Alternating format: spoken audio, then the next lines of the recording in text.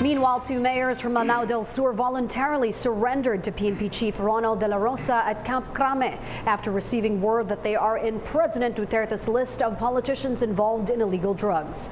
Both promised to help authorities in the anti-illegal drugs campaign. Lala Babylonia with more details.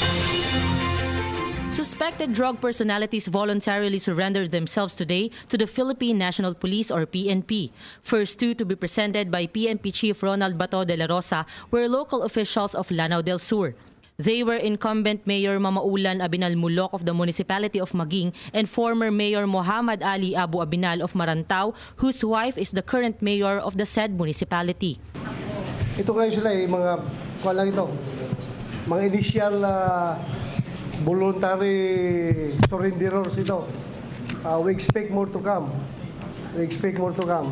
Kung magbagong buhay, kung talagang gusto nang magbagong buhay yung ibang mga suspected politicians na involved sa drugs. The two were found out to be downlines of alias Marimar, a notorious drug personality of Cagayan de Oro. Moreover, they are willing to undergo a drug test despite the presence of their counsels. The Lanao del Sur officials personally surrendered themselves to De La Rosa after finding out that their names are included in the drug watch list of President Rodrigo Duterte. Willing ako pumunta dito. Suportahan ko yung programa na mahal na presidente na si Rodrigo Duterte at si PNP General Bato. Basta lahat ng suporta namin, willing kami. Inaamin namin noong 2000, 2001, 2002 na nakasama kami sa droga.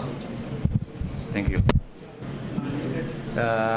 Pumunta ako dito dahil willing na ako sumuporta sa programa ng pinakamamahal natin Pangulo si Rodrigo Duterte at saka si General Bato.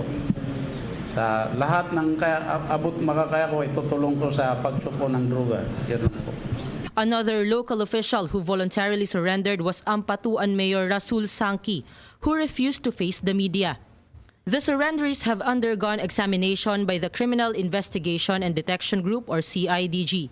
The process na gagawin ng CIDG is to conduct investigation, a thorough investigation for them to relate all things, all other circumstances, everything that they know about the illicit drug trade. Yun ang gagawin natin ngayon. For PTV News, Lala Babylonia.